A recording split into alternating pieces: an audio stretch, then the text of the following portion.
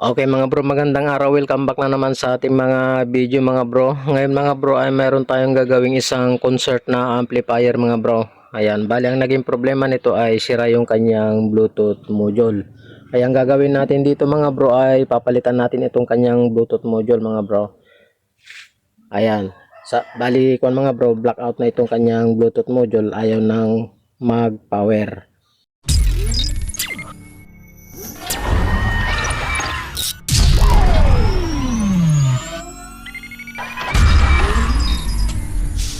Okay, palitan natin mga bro. Bali, mayroon tayong pamalit dito. Ayan, pero tatanggalin muna natin mga bro yung dating Bluetooth module. Okay, tanggalin natin.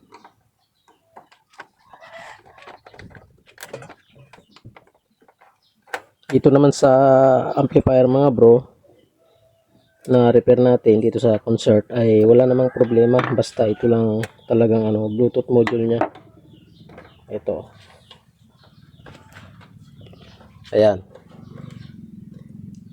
So itong original na Bluetooth module niya mga bro, ang supply nito ay 5 volt. Pero yung ipapalit natin ay ang supply nun ay 12 volt. May sarili siyang regulator. Ito kasi mga bro ay walang sariling regulator ito, direct sa 5 volt. Ayan o. Ayan, okay. Tanggalin na natin yung mga supply niya. Supply. Ayan. Tapos itong out ng kanyang audio papunta dun sa preamp ng amplifier. Doon sa may input. Okay, tanggalin natin. Tapos ito yung antenna ng kanyang Bluetooth. Ayan, okay. Isama na rin natin tanggalin mga bro yung kanyang mga pindutan.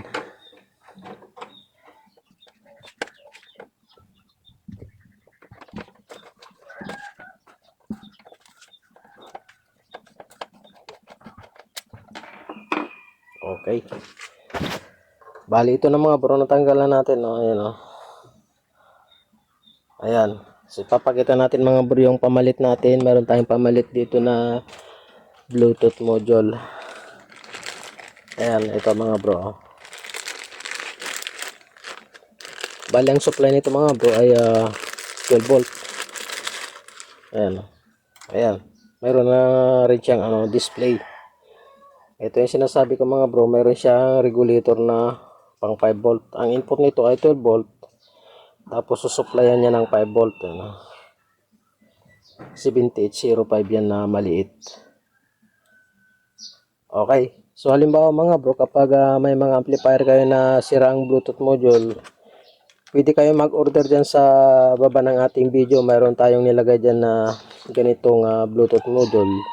I-click nyo lang at pwede kayong mamili dyan ng mga Bluetooth module mga bro. Ayan, kung gusto nyo bumili. Okay. Bali mayroon siyang mga bro, remote. Ayan o. Ayan, mayroon na rin siyang wiring para sa supply. Ito wiring para sa kanyang audio out. Pero hindi na natin ilalagay yun.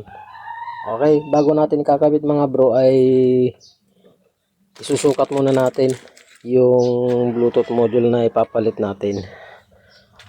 Ayan kung paano natin isusukat.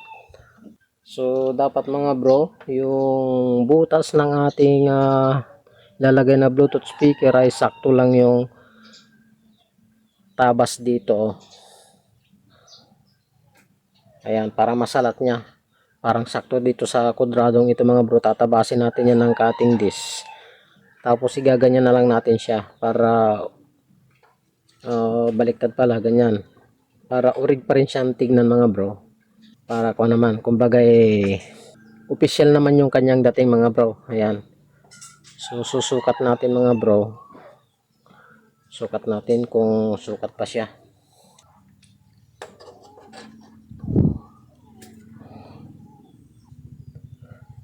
Bali sakto naman mga bro yung guhit na yan na kwadrado, saktong sakto dito mga bro sa ating Bluetooth module. Kaya ang gagawin natin, yung butas-butas nito, magbabari na lang tayo mga bro ng 4 na butas dito para sakto dito pag tutornilyohan natin.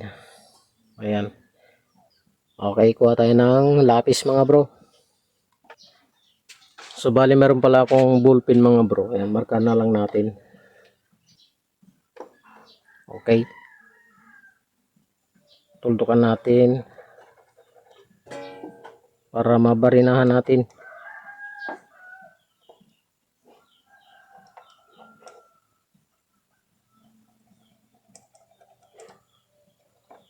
Ayan.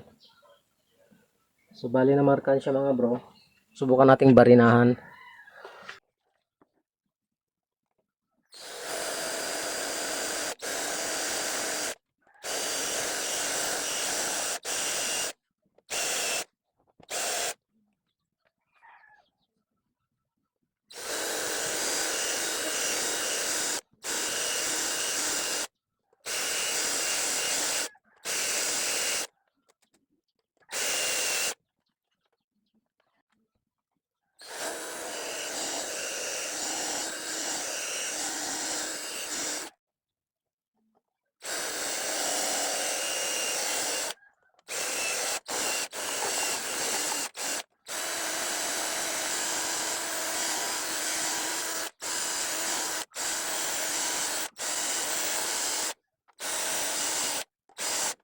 Okay, nabutasan na natin ng 4 mga bro. Ang susunod naman mga bro ay tatabasan natin ng cutting disc.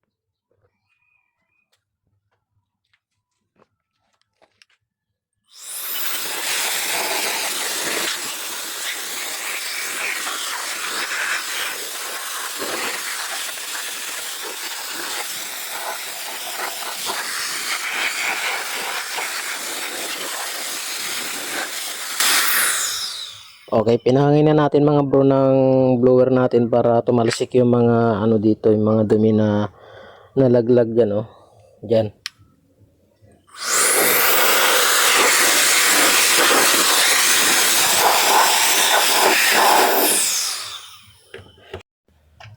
Okay, bali nabutas na natin mga bro. Ayan, kung mapapansin nyo, ayan, kumbaga ito mga bro sa gabal, ito mga ito. Tapos tong saksakan ng mic, inukit-ukitan ko na lang yan, oh. Ayan, para may pasok natin itong Bluetooth module natin. Okay, subukan nating ilagay. Yan, kung kasya na siya. Okay, ayos na mga bro. Bali, itutornilyo na lang natin dito. Ayan. Pero bago natin itutornilyo mga bro, iwawiring muna natin. Tuturo ko sa inyo kung paano i-wiring ang Bluetooth module kahit hindi ka model. Okay, tanggalin muna natin para ano, may wiring natin. I-trust natin ng kaunti yung amplifier natin. Ayan.